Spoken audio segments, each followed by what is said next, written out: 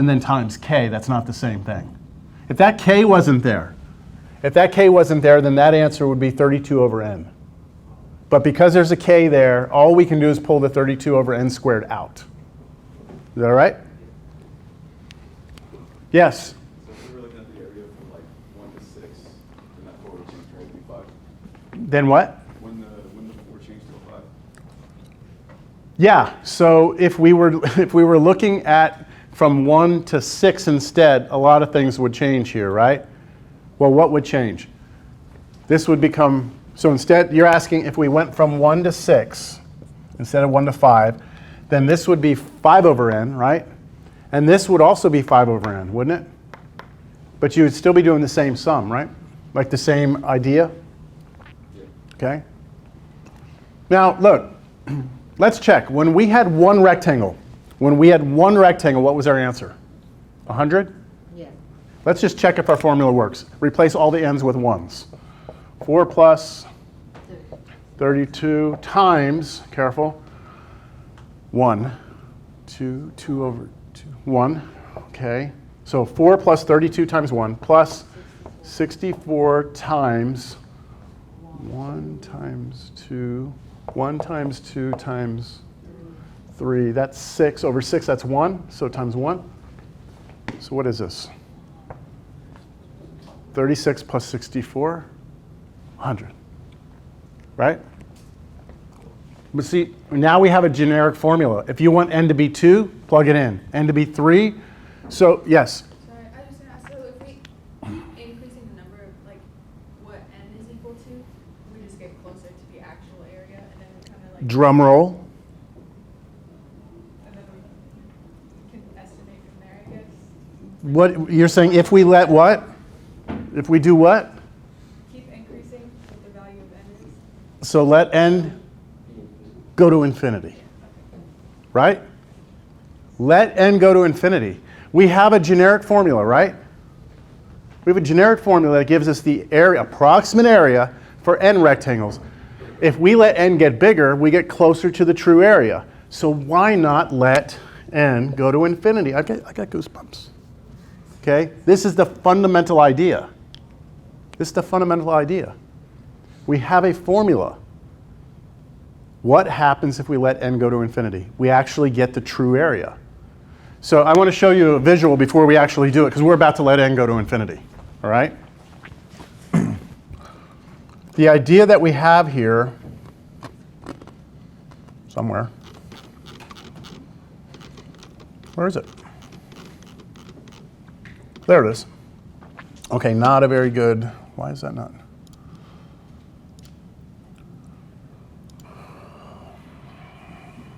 See if I can. Okay, so to the right there, you can see this is, it's too big.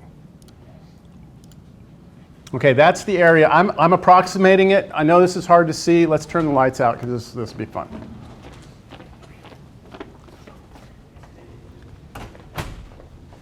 This is the graph 1 to 5 of x squared. Right now, I'm estimating the area to be 100. I'm actually taking this big gray rectangle, right? That was one rectangle. The true area, okay? The true area is 41.333 repeated. Now I'm telling you that, you're going to take that on faith, okay? But now watch what happens as I let the number of rectangles get bigger.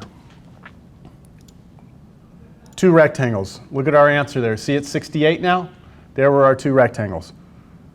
3 rectangles. 4, 5, 6, 7, 8, 9, 10, 11. See our answer is getting closer and closer to the true answer?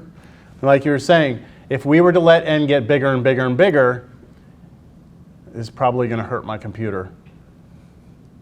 So I've only got this programmed right now to only let me go out to 70 rectangles, okay?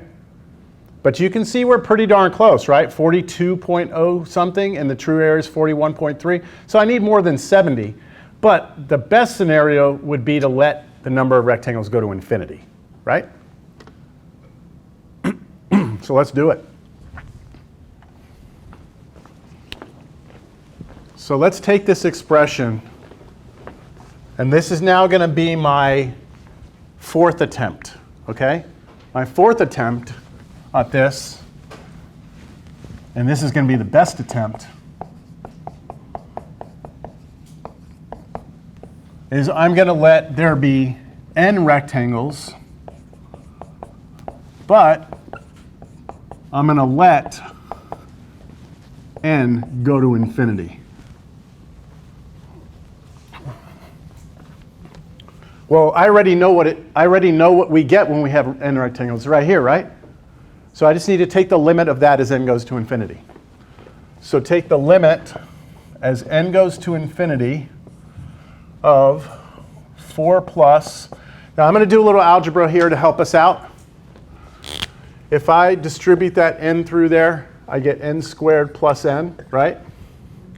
And then I'm going to distribute the 32, because this is multiplication, 32 through that. So that's 32n squared plus 32n all over, what's on the bottom? N squared times 2, so 2n squared. Right, that would take care of this one, yes? Now, on this next one, this could get tedious. Imagine, we distribute here, here, figure out what that is, and then FOIL it with this one, yes? What would the highest power of n be here? n cubed, right? And we would also have a 2 on it, wouldn't we? So if we multiply all this, we're going to have a 2n cubed on top, plus some junk, I don't care what it is, all over 6, yes? And then over here I have 64 over n cubed. If we multiply these two together, on the top I'm going to 64 times 2n cubed, so that'll be 128n cubed, plus a bunch of crap that I don't even care about. You'll see why in a minute. All over what? What's the bottom? 6n cubed. I don't feel like doing the algebra of cleaning this up. And the reason I don't care is because I'm thinking back to Cal 1, and I'm saying when I take this limit as n goes to infinity, this is 4. This is infinity over infinity, right? You got infinity squared plus 32. This is infinity over infinity, so we can bring in L'Hopital's rule, right? L'Hopital's rule, yeah? No? Take derivative of top and bottom, and then do the limit again. That sound familiar? This one, infinity over infinity, we can do L'Hopital as well. So I'm going to apply L'Hopital's rule right now. It's either put an L or an H there. Limit n goes to infinity. Okay, the 4 doesn't change. When I do L'Hopital here, take the derivative of the top, we get 64n plus 32 over 4n. Plus over here, shit, that sucks. Okay, 128 times 3. 384. Yeah, someone stand by with a calculator. 384 n squared over 18 n squared, right? And I'll have plus some more junk over here. What do I need to do again? L'Hopital again, right? Because I get infinity over infinity again, infinity over infinity again. So I do L'Hopital, second time. So I do L'Hopital again. Limit n goes to infinity. I have 4 plus derivative of the top here is 64. Derivative of the bottom here is 4. And then I think we're going to have to do L'Hopital twice again. Yeah, well, let's just do it. What's 384 times 2? 768. 768 over n, right? Over 36 n, right? And then here there's still more stuff up here. Maybe. I think they're all gone. Basically, that's going to go away. It's just the coefficients. So you get 4 plus, can we reduce this? Is 4 going to that? It does, right? Yes. 16 times. And then plus this one, I think you're just going to have to reduce that fraction. 20. I think it comes out to be,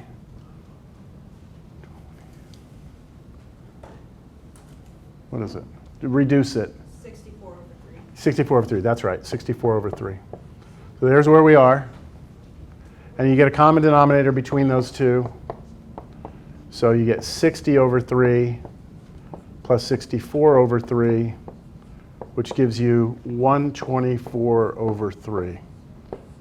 And if you do that on your calculator, you'll get 41.33333.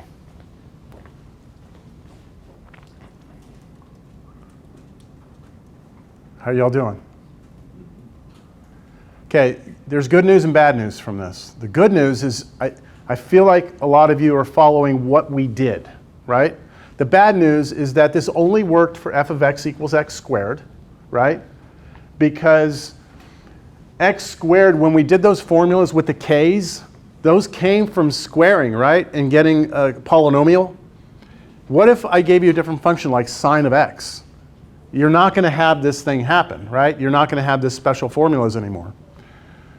But the big, I guess, takeaway from this, I think we can move forward with, all right? Because we are running out of time. Let's get back to, this is the true area, by the way. This is the true area. Let's get back to the original problem here, which was some function f between a and b, and we want to know the area. Right? We want to know what this is. So what I'm going to do is I'm going to cut it into n rectangles. And then I'm going to find a formula to add up all n. And then I'm going to take the limit and let n go to infinity. The same idea that we just did, right? So let's see if we can't put it together. I don't know. Let's see. This might be a stretch. Let's see. Can anybody tell me the area of rectangle 1? So imagine we have rectangle 1 in here. Rectangle 1. How wide is it? I'm doing n rectangles. How wide is it? The last one was 4 over n, right? Where did the 4 come from? 5 minus 1, right? So here it's going to be b minus a divided by n. That's how wide this rectangle is. I should draw a picture. There's rectangle 1. The width of this is the difference of the x-coordinates divided by n. And how tall is it? Yeah, see, here I'm not giving you the function, right? I'm not telling you it's x squared. But you could tell me what this point is, right? What's that point? Start at A plus 1 jump of how much? This, right? This jump, b minus a over n. And that's what I would have to plug into the function. I'd have to plug into the function f with a plus 1 of the b minus a over n's. That's how tall it is, right? Do you all see how this is corresponding to the previous problem? Except we've got b's and a's instead of 4. Instead of the number 4, right, we have b minus a. That's the only, oh, well. And also the a is not 1 here, a is a. So the area of this rectangle would be f of a plus 1 of the b minus a over n's times how wide it is, b minus a over n. So in our previous example, this was f of 1 plus 4 over n times 4 over n. And then we're going to continue for each one. No, what's the second one? F of a plus 2 of those, b minus a over n's, b minus a over n, right? And then I keep on going. And I stop when I get to the nth one. And what would happen if I get to the nth one? Let's see, let's write it down. If we get to the nth one, shouldn't we be at the right endpoint b? Okay, let's see. The area of rectangle n would be f of a plus, we are now at the nth jump of b minus a over n times b minus a over n. And do you all see at this very last one, the n's would cancel? And you get a plus b minus a. And the a's would cancel, you just have b. So now a sum. You all ready to put a sum together for this?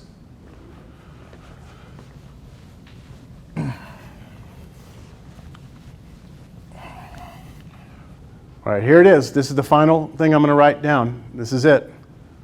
The area we're trying to find, right, is equal to the limit as I let n go to infinity of the sum k equals 1 to n of that formula f of a plus k, that's how many jumps, times b minus a over n times b minus a over n. There it is. That is what you would have to do to find the area underneath a curve between a and b. You would have to be able to calculate that. Now, if f of x is x squared, this is actually doable. If f of x is x squared. But if f of x is something else, it's much harder to do, all right? So at this point in human thought evolution, we had a formula, right, that would allow us to calculate areas so long as the functions we had behaved well enough for us. And then the big moment came when Newton made the connection between this answer and the antiderivative of a function. It is known as the fundamental theorem of calculus.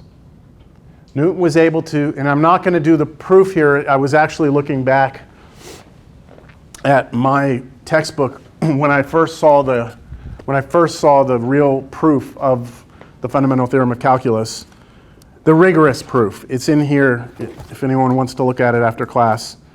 It's just real short little proof right here, but to do this proof you have to have about 3 or 4 other theorems that you have to understand before you can do that proof. So I'm not going to prove this, it's way beyond the scope of this class, but we need to understand that it is called the fundamental theorem of calculus because it's the fundamental result, all right? It connects the derivative and antiderivative together somehow.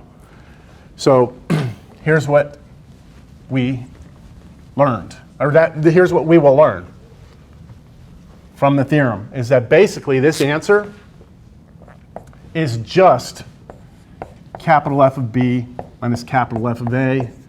End of the day, we're happy. What? What? What is this saying? This is saying that if you're trying to find the area underneath the curve between A and B of some function f, little f, that if you want to know what that area is, all you have to do is find the antiderivative, right? Capital F is the antiderivative of little f. Find the antiderivative of that f, and then plug in the right endpoint. That'll be a number. Subtract from that the antiderivative of that function with the left endpoint plugged in. That answer is the answer. So, for example, if we wanted to know the area under f of x equals x squared on the interval 1, 5, right? That's the one we spent like 45 minutes just doing right now, right? Setting up that attempt number 1, attempt number 2, attempt number 3. Oh, we've got a formula. Attempt number 4. Let's let n go to infinity. All that torture, right? Riemann sums. Fundamental theorem of calculus says just do this. So what is capital F of x? What's the antiderivative of this? 1/3 x cubed. Okay, now, plus a constant, right? Well, with the fundamental theorem of calculus, it doesn't matter what constant we use because we're going to take whatever it is and subtract it. Whatever constant was there would kill each other off. So when you use this fundamental theorem, I always just use a constant of 0 because it doesn't matter. So there's our antiderivative, right? Now, this is our right endpoint, this is our left endpoint. What is capital F of B minus capital F of A? Well, that is just capital F of 5 minus capital F of 1. Capital F of 5 is 1/3 5 cubed minus 1/3, now plug in 1 cubed. Now understand what I'm doing? I am just plugging in these two endpoints into the antiderivative and subtracting. What's 1/3 times, what's 5 cubed? 125, right? Minus 1 cubed is 1, so minus 1/3. That's 125 thirds minus 1/3, which is 124 thirds, which is exactly the answer we got when we did all that torture, right? So that's why, like, on the homework problems, the ones with definite integrals, are like, it's like the numerical answer. Yep. It's not the actual answer. That's right. So this is a big deal. Look, I mean, this allows us to find the areas under curves for any function, so long as you can do what? In order to use this theorem, you have to be able to find the antiderivative, right? If you can't find the antiderivative, you can't use the theorem. So that's why we spend so much time being able to find antiderivatives, because now we have something we can do with this. So here's what we have now. Ah, shit, I just erased what I wanted. Damn it. Okay, I'm going to put it back up, but it's a real big thing I want to be able to point out here.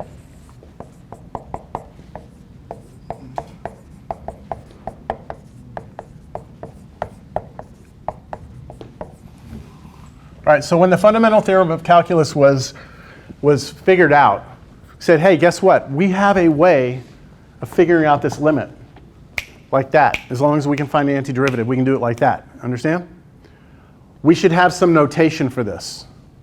So how about we do this? This is a sum, right? But it's a limit of a sum. So it's not exactly a sum. So let's not do sigma notation. For this, let's use something that's kind of like a sigma, but not really a sigma. How about this symbol?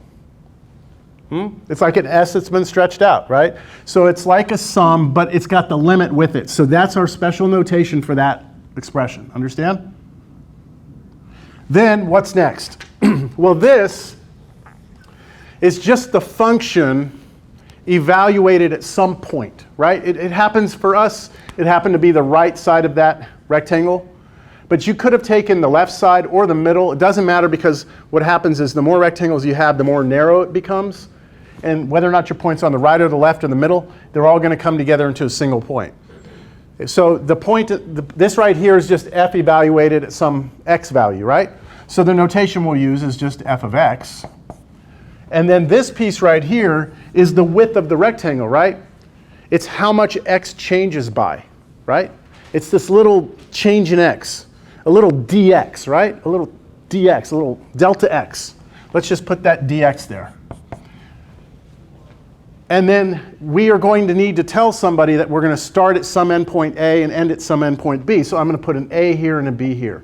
And this is the notation that we will use to represent that limit. Understand? Do you see where this all comes from now? This means you're going to add up a bunch of shit, right? What are you adding up? The height of the function times the width of the function. The height of the function times the width. Rectangle's height, rectangle's width. Add them all up. From A to B, you've got what? The area underneath the curve. Understand? So I want you to see this as height times width. Add it up. Height times width, area. Understand? Okay, so that's what this notation means. This is known as the definite integral. The only difference between the indefinite and definite is that you have these two things, right? In terms of notation, the only difference is this. But there's a huge difference in terms of what you get on the outside, right? Or like what happens over here. This is the area under the curve. That should be a number. So it's not a family of functions like I started class with. This should just be some number. Now what number is it? I just erased it. It's capital F of B minus capital F of A, right? So this should be equal to, now I'm going to leave a space here. I'm going to put it here, capital F of B minus capital F of A, due to the fundamental theorem of calculus.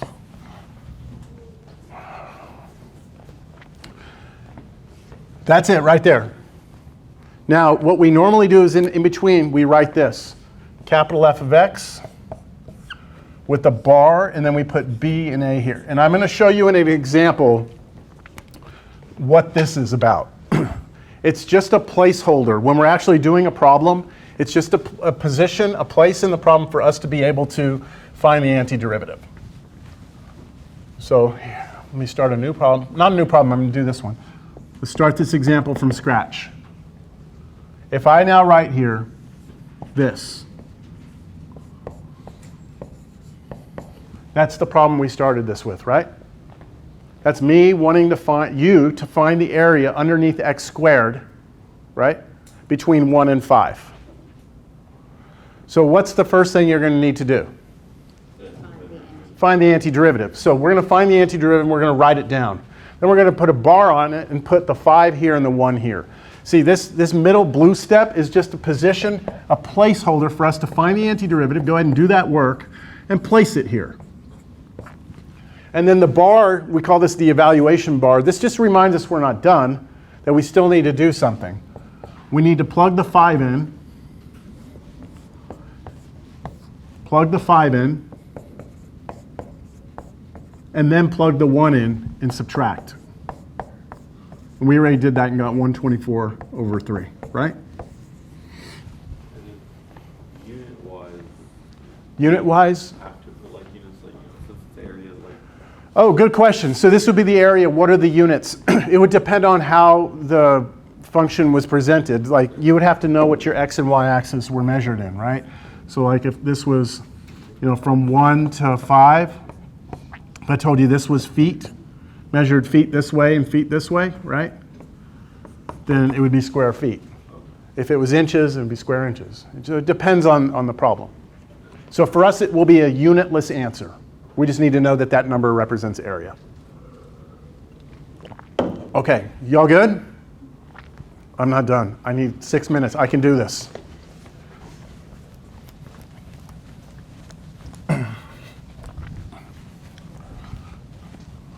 Show the area of a circle, radius r, is pi r squared. I'm going to do it in 6 minutes. At the very end of class, I'm going to prove this. Ready? I'm going to go fast. If I take a circle and I center it at the origin, the equation of this circle is x squared plus y squared equals r squared. You should know that from pre-cal or college algebra. That's the equation of a circle that's centered at the origin with the radius of r. Look familiar? What I'm going to do right now is I'm going to look at the top half of it and see if I can find the area of the top half. Or you know what? Let's do better. Let's do just the first quadrant, just this. Can we find the area of that? And then multiply that answer times 4. And that would be the true area, right? So what I need first is I need to see if I can look at this top curve here as a function of x. That means I need to take that equation and solve it for y. Ready? Solving for y.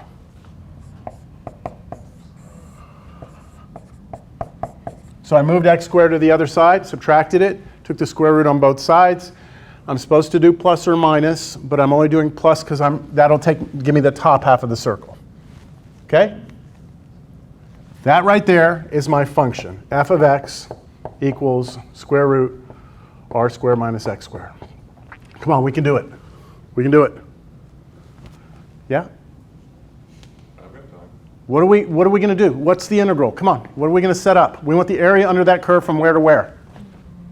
From where to where? This is the tricky one. 0 to r. Good. We want to go from here to here, right? 0 to r. Remember, r is a constant. We want to know the antiderivative from 0 to r, or sorry, the integral, the area, of square root of r squared minus x squared dx, right? That's the setup. Do you recognize that integral? Do you know how to do this integral?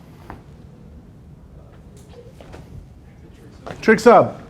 Trig sub. Do you see a constant squared minus our variable squared? Okay, what's the trig sub? X is a sine theta, but here it would be r sine theta, right? Okay, I'm making the trig sub. X is equal to r sine theta. dx is r cosine theta, d theta. And the square root of r squared minus x squared, I'm not going to go through the steps, turns out to be r cosine theta. Okay, you've done enough of this? What's the new integral become? 0 to r. What's the square root turn into? R cosine theta. What does dx turn into? R cosine theta, d theta. Okay, r is a constant, right? I'm going fast because I don't have much time. R is a constant. It's coming out. R squared comes out.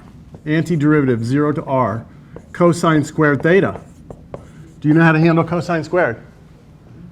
Yes, half angle identity, right? So a half comes out. Integral 0 to r. All right, when I do the half angle, this becomes 1 plus cosine 2 theta d theta, and then take the antiderivative of each of those.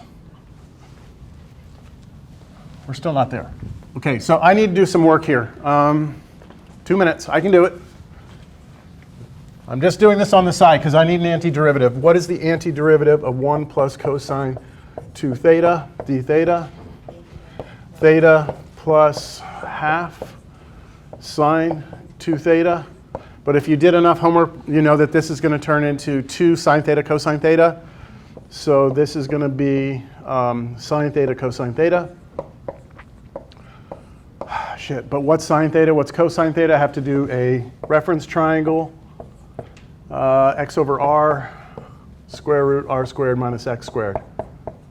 I know I'm going fast, I apologize, but I want to get this done. This right here turns into sine theta. When we solve for sine theta, we get inverse, when we solve for theta, we get inverse sine of x over r. And then sine theta, we can get off our triangle plus x over r. And then cosine theta is square root of r squared minus x squared over r. Okay, that is my antiderivative in terms of x. I am trusting that you did enough trig sub to go back and look at this and follow this. That's my antiderivative here. I have 1/2 r squared, and then that antiderivative, sine inverse of x over r plus, on the top, x square root of r squared minus x squared over, these two r's together, r squared. I'm at the end of time. And we want to evaluate this from where? 0 to r. Okay, I can do this quickly.